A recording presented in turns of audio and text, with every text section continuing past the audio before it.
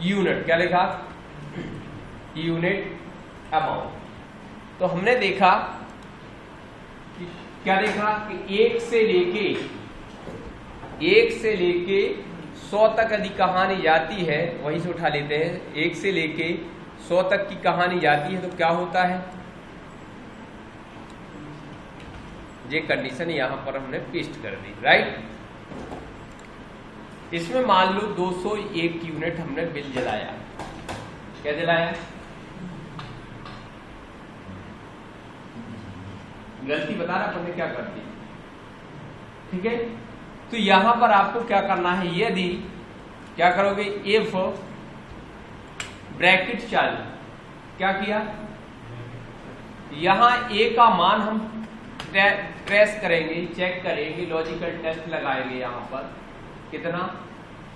200, कितना लगाया 200 से ज्यादा है तो क्या होना चाहिए, 200 से ज्यादा है तो क्या होना चाहिए, A2 ब्रैकेट लगाया, ध्यान रखना ब्रैकेट का यहाँ इंपॉर्टेंट रोल है। तो ब्रैकेट हमने A2 माइनस कितना कर दिया, इसमें गुणा कितने का कर दिया, प्लस कितना कर दिया, 100 100 150 350, मतलब 200 यूनिट तक का बिल तो 350 लग रही है आपको, वो तो कैलकुलेटेड है, और जितनी यूनिट आप जलाओगे उसमें 6 का गुणा करना है, ये लिख दिया। अब हुआ क्या, हमने यही ब्रैकेट क्लोज कर दिया था, क्या कर दिया था, तो ये तो बात इसकी यही खत्म हो गई, लेकिन अब हमें यहां नहीं करना है, इसका असत्य मान कामा क्या देना है, असत्य मान, असत्य मान में क्या, फिर लॉजिकल टेस्ट लगा रहे हैं, इफ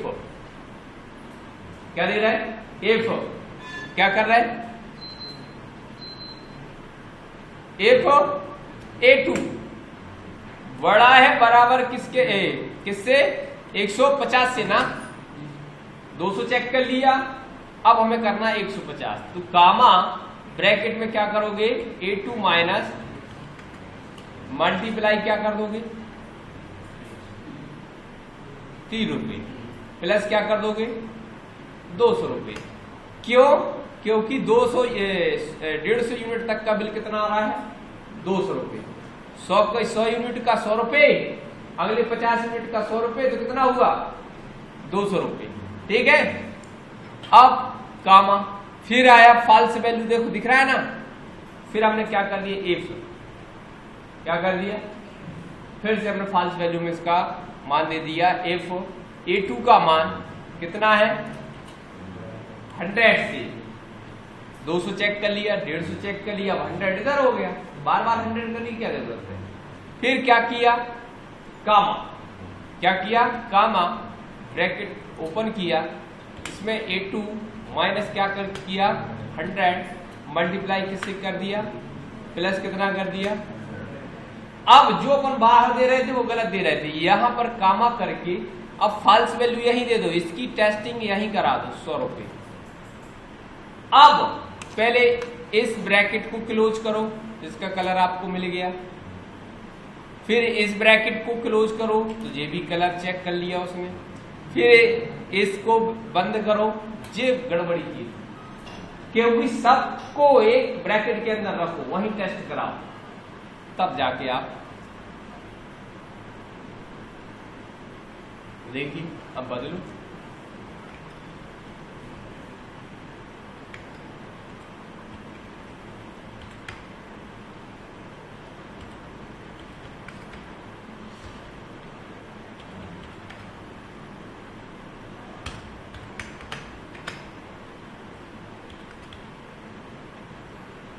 आ गया,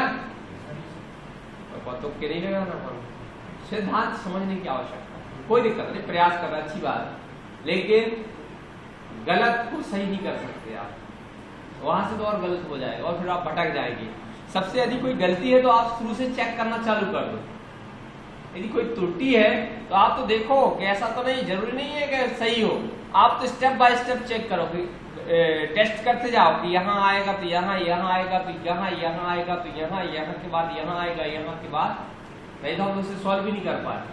ये कर सकते थे, यदि तुम्हारी बातों में हम सोचते कि तुक्के लगा ले तुम्हारे जैसे, तो सॉल्व भी नहीं होता, नहीं हो पाए, उसको सिस्टम ही है। हमेशा लैंग्वेज जितनी भी बनाई गई है, चाहे सी हो चाहे सी प्लस हो, सब इन पर दो लैंग्वेज में इंपॉर्टेंट है वर्तमान में, पहले भी थी इंपॉर्टेंट, आज भी इंपॉर्टेंट है। कौन सी? सी और सी प्लस, राइट। इन लैंग्वेज को यदि आप सीख लेते हो तो आपको चाहे पाइथन सीखना पड़े, चाहे जावा स्क्रिप्ट, कोई भी लैंग्वेज, तो इनमें सरलता मिल जाती है, बेस इनका ही रहता है, तो उससे फिर आगे बढ़ सकते हो। तो यहां पर क्लियर हुआ, तो अपन ने टेस्ट किया, एरर आ रहा, कोई बात नहीं, लेकिन अपन भूल गए, सिस्टम ही भूल गए। तो यहां बिल्कुल सिंपल भाषा में लिखा था, देखिए अपन ब्रैकेट गलत लगा दिए, क्या लगा दिए, क्योंकि लॉजिकल टेस्ट कराए नहीं। क्लियर? इसको फार्मूले